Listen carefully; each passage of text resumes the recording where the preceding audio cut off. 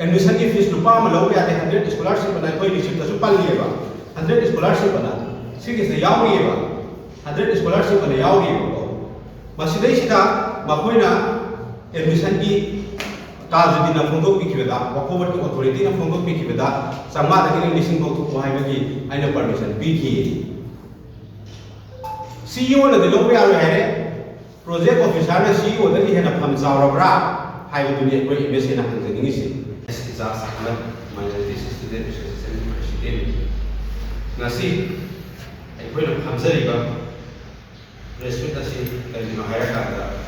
Mamangdagi haurakanda Walkover Manipura aranga tawriba sigi mayokta Minority Student Association na aikoigi khongjang de sanction ro lai da. Masigi authority sing haidi sanction ro lai ba khongjang asibu authority sing ki Marana sibu kupsan na bo bot na bata lup asibu miyam na lan kada bo bot ni basi asena le bote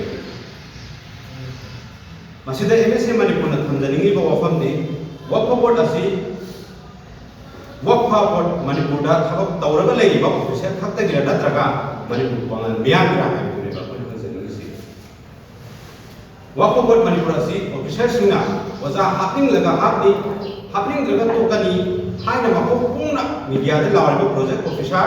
M D Tajuddin authority की इमु मनुगिरा हाइबा को खबर मणिपुर से आराम तौबा असि चुथोप यारो high तारगदि रोनाइसा को थिंजलप यारो हाइ तारगदि मकोय बसेन खोनो पुरा गेदर केता हाइरकनो हाइबसे ताबे यारो वफम लाइ एमएससी न थमजनिंगि से मसिदा लैरिसने सिदा वकपगी कंस्ट्रक्शन दा अखोगी लाखना तमना सेम याबा अदुगुम लबा कइनोगी अखोगी लाइब्रेरी रूम से कइनो हायरा कांदा मोइना सारामनि बसे सिदा लेरे सिदा फोटो लैजरे मखोयना लाइब्रेरी रूम सारामनि बसे हाइबा सारिबा होल से लाखुंगागी ओइगद्रा सि मयामना खुंगरा वफों मातने मोइना सुनना तौई लाना तौले दु मयामना सिगिदा प्रूफ सिदा लैजरे अखोयना थमजनिंग अनि सुबदा कहीं हायरा कांदा अखोगी असब चौब सेंफम क्या कायथोगा कंस्ट्रक्शन की मिंग सिजनबसे मसी तसेना लेवल की लौसलिबे स्कूल मरी मोइना अनोब स्कूल मरी लौसलिबसे मसी CEO ना फोंदोपगी मतुंग इन्ना हाइबा स्कूल मरी सिदा एडमिशन की फीस रुपा में लौबे याते 100 स्कॉलरशिप बना कोई रिसिप्ट तो पाल लिएबा 100 स्कॉलरशिप बना सिगिस ने याव लिएबा 100 स्कॉलरशिप बना याव लिएबा मसिदे सिदा मखोइना एडमिशन की काज दिना फोंदो पिखिबेदा वकोवर की अथॉरिटी ना फोंदो पिखिबेदा समा दगे लिसिंग को तो हाइबगी आइना परमिशन पिखि CEO ने दिलो पे आलो है प्रोजेक्ट ऑफिसर ने CEO दगी हेना फम जावरबरा हाइबो दुनिया कोई एमएससी ना हंजनिंगी से अदुगा लोय लोयना अगोइगी माना समा दगी लिसिंग को हाइबसे मसिन थीबनी मसागी मरान कुशन नबो बोट जबनी मसी कईगिनो हायरा कांदा लौरमिबा अखोइगी मागी एडमिशन फी असि सिगिसदा लैजरे अखोइगी एडमिशन चाको कांदा एडमिशन रिसिप्ट सु हाइबे स्कूल सिगिसदा लैगे सिदै सिदा पालिसे सत्रे जंखै दगे होरगा लिसिंग अदि होगी हाइबे स्कूल सिगिसदा एडमिशन फी लौबगी अदुगुमलबा कइनो हाइदा एडमिशन चाको हाइदा अदुगा अखोइगी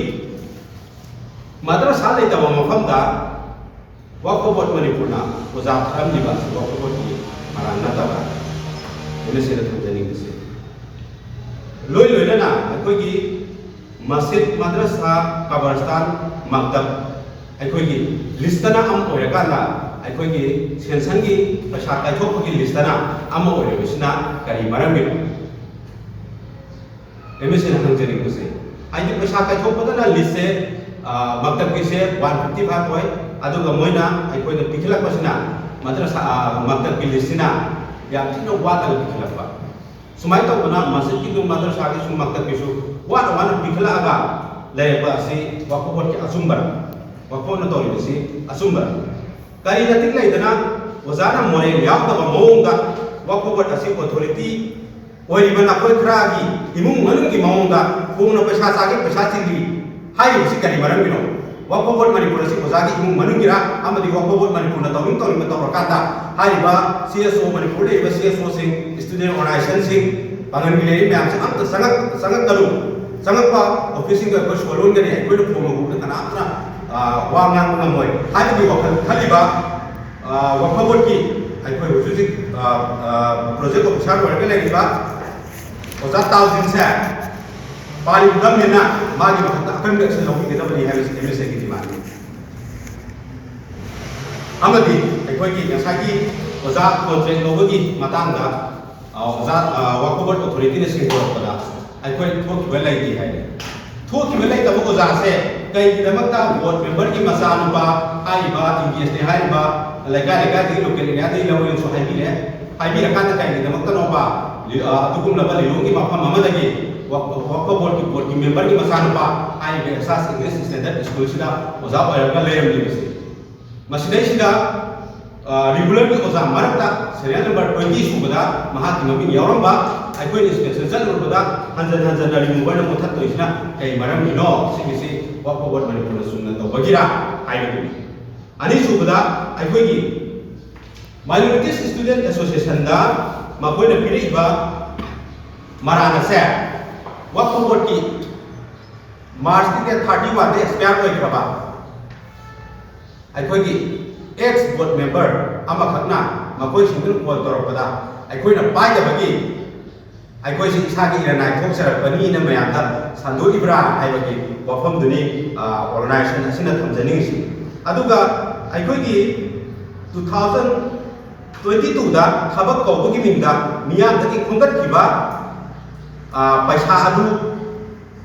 Work for Vote sumna taw bagi ra ko hanuk tan lai ni se cancel taw from mama ki mama de APSC ki agoi ki exam agoi ki notice ko kan da ko bada agoi soi bada cancel taw ra kan da ai ki cancel ki form refund taw kai ta adu go hujik ki Work for Vote Manipur ki su taw ki ka adu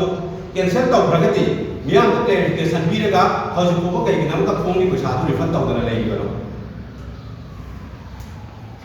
agoi ki